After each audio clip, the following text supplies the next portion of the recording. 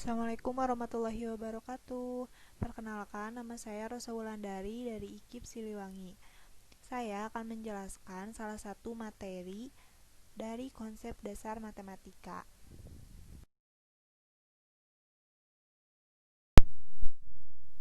Materi yang akan saya jelaskan adalah mengenai penyajian dan pengolahan data. Nah, dalam penyajian data dapat diubah dalam bentuk tabel dan diagram. Tabel sendiri dibedakan menjadi 3, yaitu tabel baris dan kolom, kedua tabel kontingensi, dan ketiga tabel distribusi frekuensi. Dan pada diagram juga dapat dibagi menjadi 3, yaitu diagram batang atau balok, kemudian diagram garis, dan diagram lingkaran. Pada pengolahan data ada mean, modus, dan median. Penyajian data itu seperti apa sih? Nah, jadi penyajian data merupakan salah satu kegiatan dalam pembuatan laporan hasil penelitian yang telah dilakukan agar data yang telah dikumpulkan dapat dipahami dan dianalisis sesuai dengan tujuan yang diinginkan. Nah, untuk yang pertama, saya akan menjelaskan mengenai bagaimana cara mengubah data ke dalam bentuk tabel, baris, dan kolom. Jadi, tabel baris dan kolom ini biasanya digunakan untuk data yang hanya memiliki satu kategori atau kelompok saja. Nah, untuk contoh soalnya di sini ada nilai matematika siswa kelas 5 SD Mekarwangi adalah sebagai berikut. Ada 70, 65 sampai dengan 90. Untuk merubah data tersebut ke dalam tabel kolom dan baris, yang pertama adalah menentukan judul. Jadi judulnya kita lihat dalam data di sini ada nilai matematika siswa kelas 5. Jadi kita beri judul tabel nilai matematika. Kemudian kita membuat kolom dan baris. Kolom adalah garis horizontal dari atas ke bawah. Sedangkan baris adalah garis dari kanan ke kiri maupun sebaliknya. Di sini kita membuat dua kolom. Yang pertama kita beri nama kolom nilai dan yang kedua banyak siswa. Untuk mengisi kolom nilai, kita lihat dalam data di sini ada 70, 65 sampai 95. Jadi kita mengurutkan dulu dari yang terkecil sampai dengan yang terbesar. Dimulai dari 65, 70, 75, 80, 85, 90 sampai 95.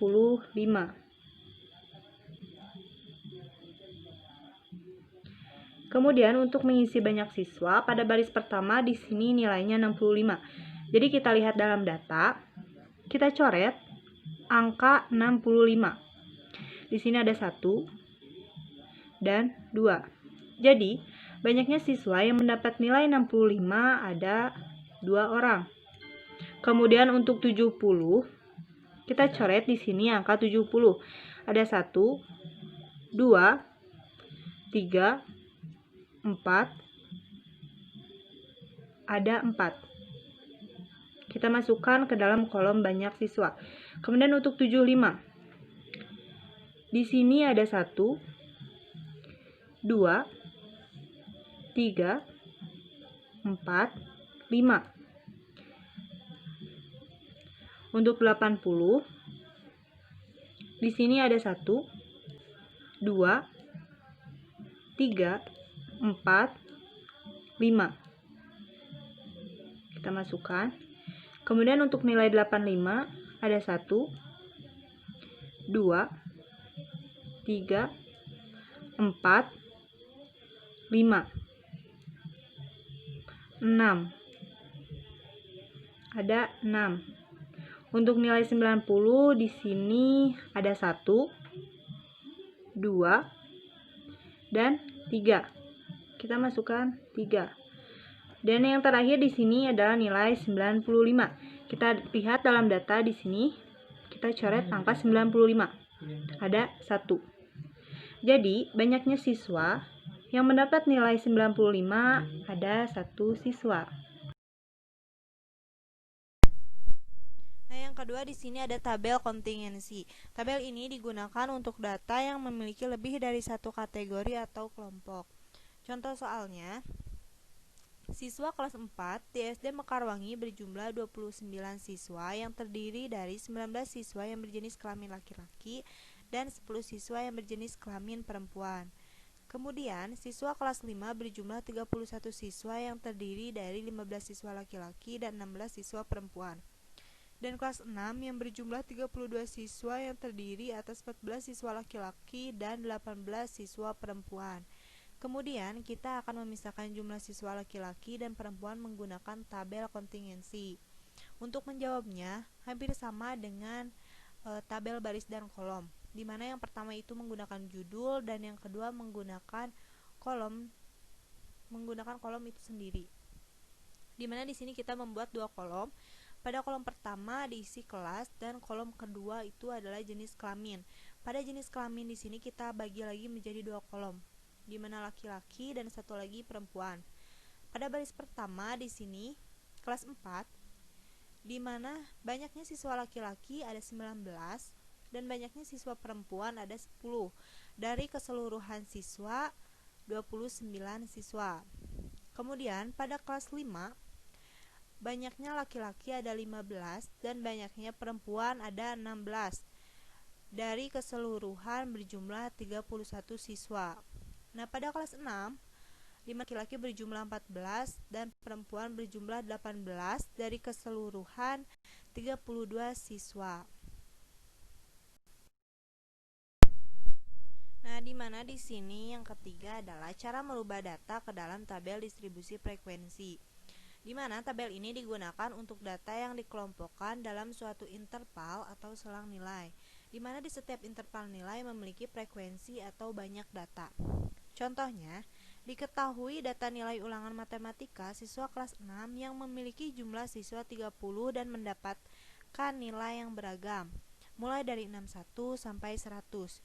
Jadi, data yang perlu dikelompokkan terlebih dahulu ke dalam beberapa interval, di mana di setiap intervalnya harus memiliki panjang yang sama. Contohnya, 61 sampai 70 memiliki panjang 10.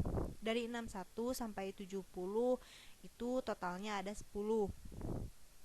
Jadi, kita bagi menjadi 4 interval, di mana 61 sampai 70, 71 sampai 80, 81 sampai 90 dan 91 sampai 100. Diketahui terdapat 3 siswa yang mendapat nilai antara 61 sampai 70, 12 siswa yang mendapat nilai antara 71 sampai 80, 10 siswa mendapat nilai antara 81 sampai 90 dan 5 siswa mendapat nilai antara 91 sampai 100. Jika merubah data tersebut ke dalam tabel distribusi frekuensi, maka akan jadi seperti yang di samping. Jadi di sini seperti biasa kita menggunakan dua kolom, di mana satu kolom untuk nilai dan satu lagi untuk banyak siswa. Nah, pada nilai ini kita masukkan 4 interval tadi, di mana 61 sampai 70 itu dan 71 sampai 80, 81 sampai 90 dan 91 sampai 100.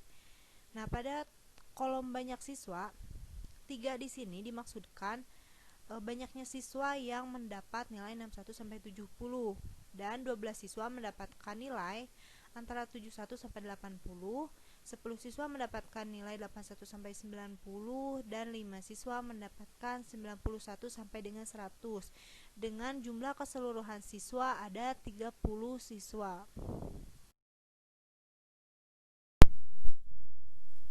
Seperti yang kita ketahui bahwa data dapat dirubah ke dalam bentuk tabel maupun diagram. Sekarang saya akan menjelaskan mengenai bagaimana cara merubah data ke dalam bentuk diagram ataupun grafik. Menyajikan data dalam bentuk diagram berarti data-data tersebut kita susun dan buat dalam bentuk gambar ataupun lambang. Nah, diagram itu sendiri dibagi menjadi 3, yaitu diagram batang atau balok, kedua diagram garis, dan diagram lingkaran. Nah, untuk yang pertama, saya akan menjelaskan mengenai bagaimana cara merubah data ke dalam bentuk diagram batang atau balok. Diagram ini biasanya digunakan untuk menyajikan data yang dapat dikategorikan atau dikelompokkan dan data tahunan. Pada diagram batang, data akan digambarkan membentuk persegi panjang yang memanjang ke atas, di mana setiap persegi panjang harus memiliki lebar yang sama dan tidak boleh menempel antara satu dengan lainnya. Nah, untuk contoh, di sini terdapat data tinggi badan siswa kelas 6 sebagai berikut, dimulai dari 135 cm sampai 139 cm. Nah, cara untuk merubah data tersebut ke dalam diagram batang atau balok, yang pertama adalah kita harus membuat sumbu datar dan sumbu tegak yang saling berhubungan, di mana sumbu datar menyatakan kategori. Nah, pada contoh di sini kategorinya adalah tinggi badan siswa, dan sumbu tegak yang menyatakan banyak data atau frekuensi. Dan di sini banyak datanya itu adalah banyaknya siswa. Nah, lalu setelah kita membuat sumbu datar dan sumbu tegak, itu kita urutkan dari yang paling kecil sampai yang paling besar. Dimulai dari tinggi badan 135 cm, kemudian 136 cm, 137 cm, 138 cm, sampai 139 cm. Nah, kemudian kita lihat dalam data. Di sini kita coret angka 135. Kita coret 1, 2, 3, 4, 5. Nah, di sini terdapat 5 kali disebutkan 135. Jadi, banyaknya siswa yang memiliki tinggi badan 135 cm itu ada sebanyak 5 siswa. Lalu kita akan membuat sebuah balok atau batang dengan cara menggambar pada angka 135 dan tingginya harus 5. Setelah kita membuatnya, lakukan hal seperti tadi secara berulang dengan cara pada angka 136 kita coret, kemudian kita lihat berapa banyak angka 136 disebutkan dalam contoh dalam data. Karena di sini 136 disebutkan sebanyak 6 kali, maka kita akan membuat gambar pada angka 136 dan tingginya harus pada angka 6. Hal ini menunjukkan bahwa terdapat 6 siswa yang memiliki tinggi badan 136. Kemudian kita akan lakukan hal tersebut sampai dengan selesai. Nah, setelah selesai, bisa diketahui bahwa ternyata rata-rata tinggi badan anak itu memiliki tinggi badan 137 cm.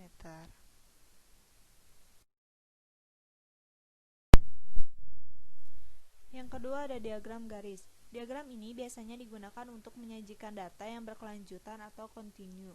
Pada diagram baris hampir sama seperti diagram batang, hanya langkah akhirnya saja yang berbeda. Kamu hanya perlu menarik garis secara berurut dari titik-titik yang telah disesuaikan dengan data.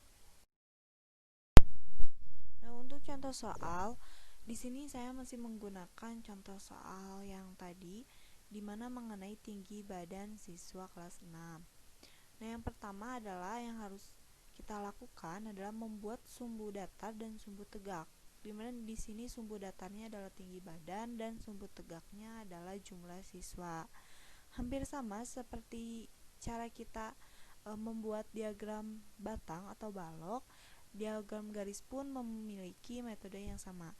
Tetapi yang membedakannya adalah cara menggambarnya saja. Pada diagram garis di sini, setelah kita menghitung, kita akan tahu bahwa 135 ini disebutkan sebanyak 5 kali. Jadi kita membuat titik antara garis 135 Dan pada angka 5, di sini kita membuat titik. Lalu pada 136 di sini titiknya ada pada angka 6. Dan pada 137 itu titiknya ada pada angka 10. Kemudian pada 138 titiknya bertepatan dengan angka 5. Dan pada 139 bertepatan dengan angka 4. Setelah kita membuat titik-titik, lalu kita akan membuat garis yang saling berhubungan. Dari 135 kita tarik garis sampai ke 139.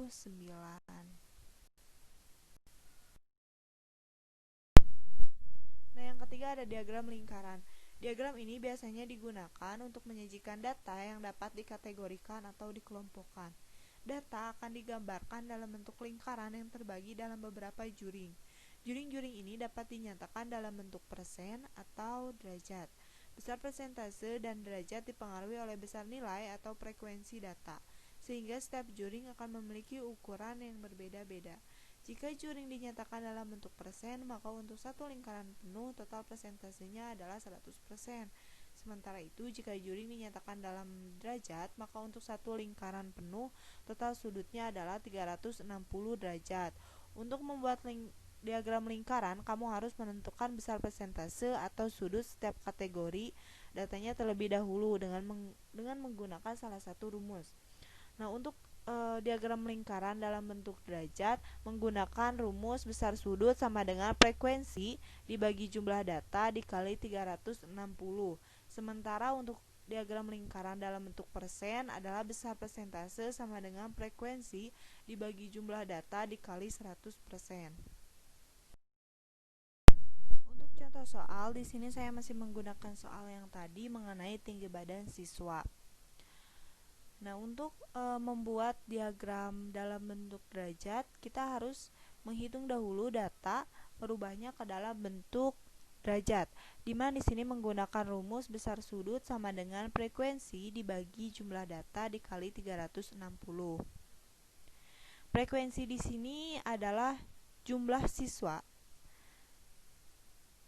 Dan untuk jumlah data, ini jumlah data secara keseluruhan atau banyaknya angka yang tertera dalam data.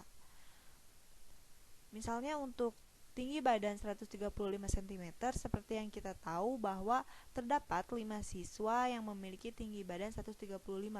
Jadi sama dengan 5 dibagi 30. 30 di sini itu adalah banyaknya jumlah data. Dikali 360 sama dengan 60 derajat.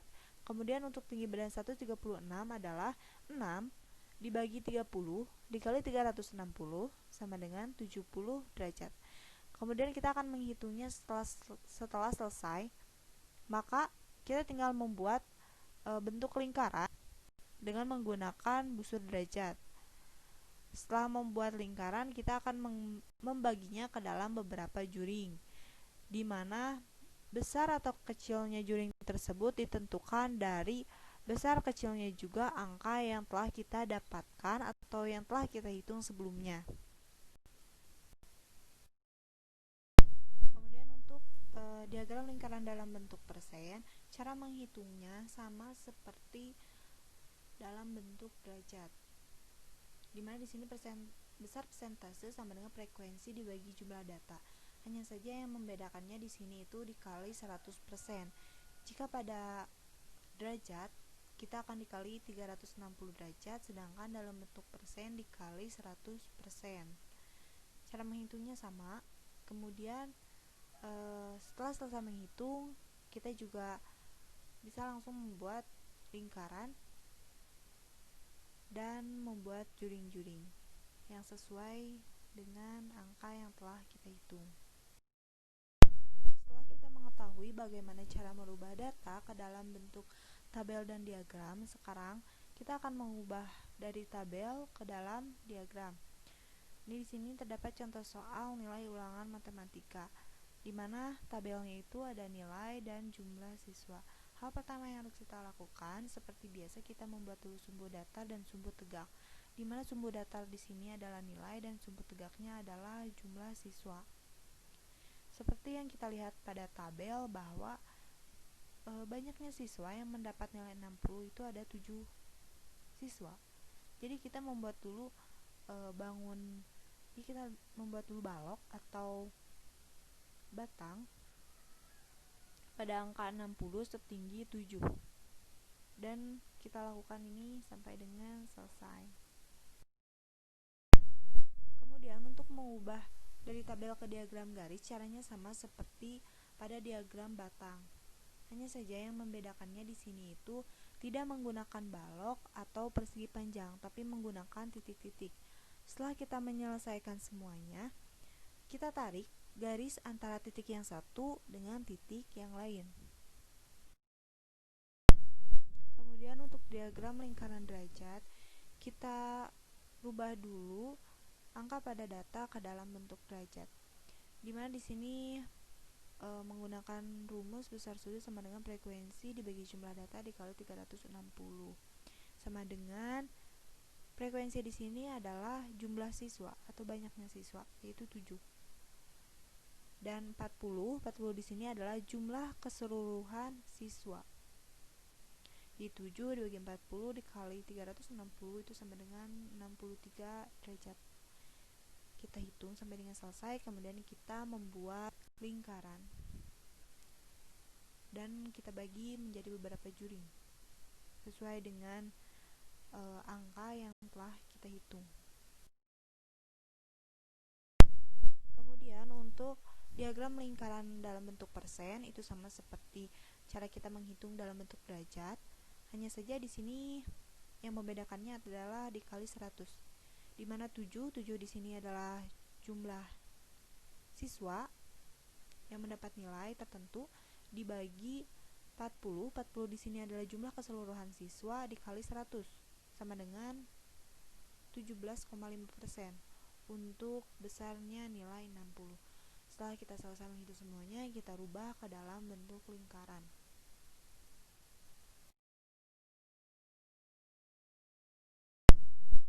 Setelah tadi kita mengetahui bagaimana cara penyajian data, sekarang adalah pengolahan data.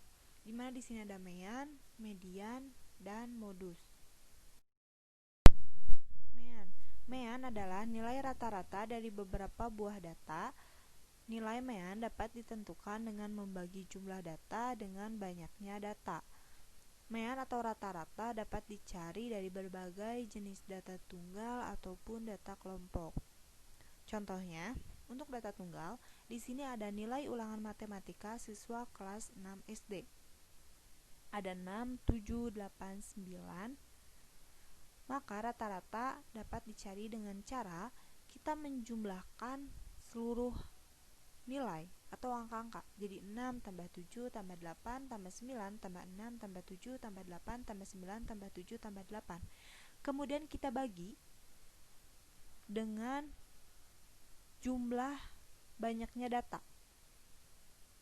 Karena di sini banyaknya data itu ada 10, jadi kita bagi menjadi 10. Setelah kita menjumlahkan semuanya itu terdapat 75, kita bagi 10 sama dengan 7,5. Jadi rata-rata nilai ulangan matematika siswa kelas 6 adalah 7,5. Nah, untuk mencari mean dari data tersebut adalah dengan rumus X bar sama dengan sigma FI dikali XI dibagi sigma FI. Angka yang pertama adalah kita mencari dulu XI-nya di sini. Dengan cara 52 ditambah 58 itu sama dengan 110, kemudian kita bagi 2. Itu sama dengan 55. Kemudian 59 ditambah 65 itu sama dengan 124, kita bagi 2 sama dengan 62. Kita lakukan hal yang sama sampai dengan selesai. 69, kemudian 76, 83, dan 90. Kemudian kita mencari FI dikali XI. Dengan cara 55 kita kalikan dengan 2. yaitu 110. 62 kali 2 itu 124, 69 dikali 11 itu 759, 76 dikali 9 itu 684, kemudian 83 dikali 6 itu 498, dan 90 kali 2 itu 180. Kemudian kita jumlahkan keseluruhan dari FI. 2 tambah 2 tambah 11 tambah 9 tambah 6 tambah 2 itu sama dengan 32. Dan kita jumlahkan juga FI kali XI. Kita jumlahkan seluruhnya ini. Itu adalah 2355. Setelah semuanya terisi, sekarang kita masukkan ke dalam rumus. Ini adalah X bar sama dengan sigma FI dikali XI. Nah, berarti dibagi FI itu sama dengan sigma FI dikali XI. Ini adalah jumlah keseluruhan dari FI kali XI, yaitu 2355. Kita bagi sigma FI. Sigma FI ini adalah dari jumlah keseluruhan FI, yaitu adalah 32. Jadi 2355 kita bagi 32 sama dengan 73,6. Jadi rata-rata atau meannya adalah 73,6. Yang kedua ada median. Median merupakan data yang berada paling tengah. Untuk mencari median dari sekumpulan data dapat dicari dengan cara mengurutkannya terlebih dahulu dari yang terkecil sampai dengan yang terbesar. Untuk contoh data tunggal, di sini kita masih menggunakan contoh yang tadi mengenai nilai ulangan matematika. Kita urutkan dulu dari yang paling kecil sampai yang paling besar, dimulai dari 6 sampai dengan 9. Kemudian, setelah kita mengurutkannya, kita coret secara bersamaan dari angka yang paling kiri dan yang paling kanan. Kita coret dan lalu sampai tersisa nilai yang paling tengah. Setelah dilihat, ternyata yang tersisa atau yang tidak ada pasangannya itu adalah angka 7. Maka median atau nilai tengah dari nilai ulangan tersebut adalah 7. Untuk mencari median di sini menggunakan rumus median sama dengan TB tambah 1/2N kurang FK per FI kali P. Ini untuk rumus mencari median. Lalu, sebelum itu kita akan menjumlahkan dulu frekuensinya, di mana 3 tambah 5 tambah 10 tambah 11 tambah 8 tambah 3 itu hasilnya 40. 40 di sini adalah N. N sama dengan 40. 40 dibagi 2 sama dengan 20. Lalu kita akan mencari FK. FK di sini nomor 3 kita pindahkan 3. 3 tambah 5 itu sama dengan 8. 8 tambah 10 sama dengan 18. 18 tambah 11 sama dengan 29. 29 tambah 8 itu sama dengan 37. Dan 37 tambah 3 itu sama dengan 40. Nah, karena di sini 20, kita lihat pada FK di sini mana yang terdapat 20. Itu ada pada ini 29. Pada jajaran frekuensi 11 dan nilai 61,70. Jadi F1 itu, FI itu atau F ini disebut sebagai frekuensi kelas median. Frekuensi kelas mediannya itu adalah 11. Lalu TB di sini adalah tepi bawah kelas median. Atau ini sebelum 61 itu adalah 60,5. Lalu untuk P itu sama dengan panjang interval. Panjang kelas interval. Jadi 61 ke 70 itu panjangnya 10. Dan FK itu karena tadi FI-nya itu 11, maka FK-nya itu adalah 3 tambah 5 itu 8, 8 tambah 10 itu sama dengan 18.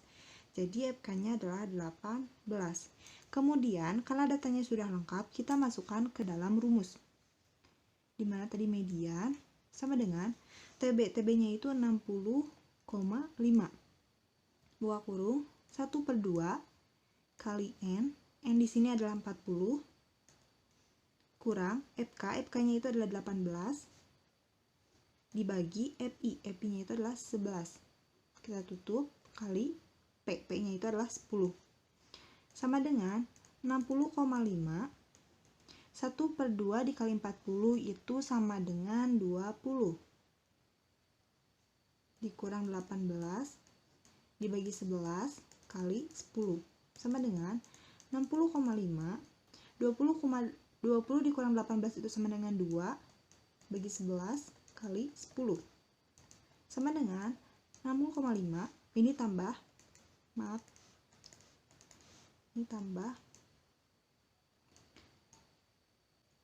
2/11 dikali 10 itu sama dengan 1,82. Jadi 60,5 ditambah 1,82 sama dengan 62,32. Jadi nilai mediannya itu adalah 62,32. Yang ketiga ada modus. Modus merupakan nilai data yang paling sering muncul atau nilai data yang punya frekuensi terbesar. Nah, untuk contoh data tunggal di sini ada angka 6, 7, 8, 9, 6, 7, 8, 9, 7, 6, 6. Nah, kemudian kita coret angka 6-nya terlebih dahulu. Ada berapa banyak angka 6 di sana? Setelah kita coret, ternyata di sana angka 6 dituliskan sebanyak 4 kali. Kemudian pada angka 7 kita coret ada berapa banyak? Ternyata ada 3. Kemudian pada angka 8 di sana sebanyak 2 kali dan pada angka 9 sebanyak 2 kali.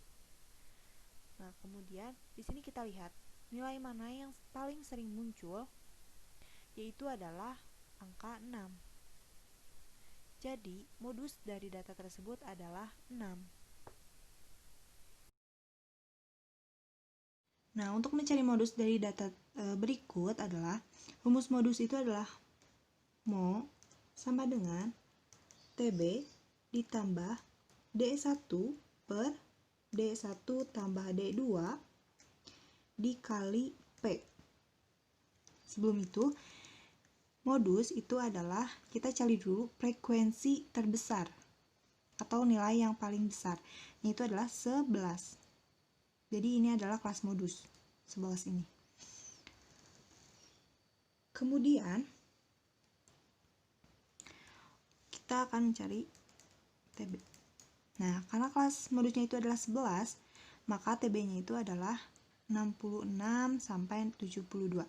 Jadi TB itu adalah tepi bawah kelas median. Jadi sebelum 66 itu adalah 66 dikurang 0,5 itu 65,5. Kemudian kita mencari D1. D1 adalah frekuensi kelas modus dikurangi frekuensi kelas sebelumnya. Jadi kelas modusnya itu adalah 11 dan kelas sebelumnya itu adalah 2. Jadi 11 dikurang 2 itu sama dengan 9.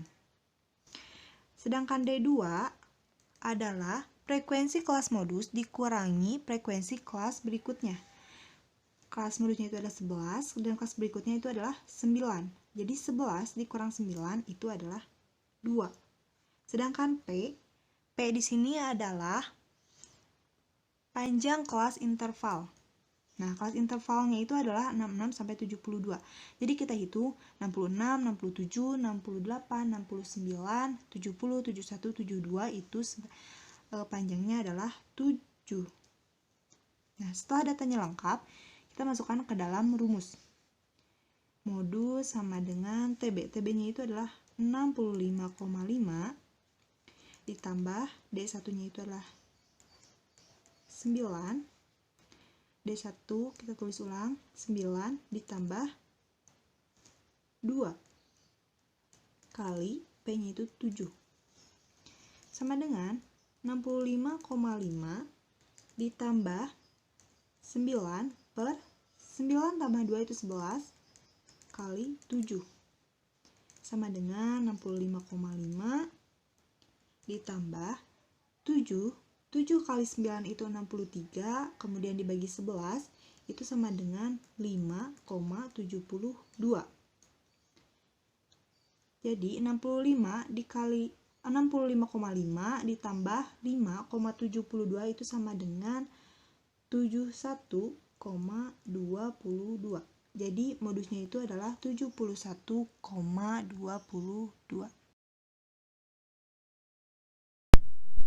Nah, mungkin seperti itu materi mengenai statistika, yaitu penyajian dan pengolahan data. Mohon maaf karena terdapat banyak kesalahan, dan terima kasih karena telah menonton. Wassalamualaikum warahmatullahi wabarakatuh.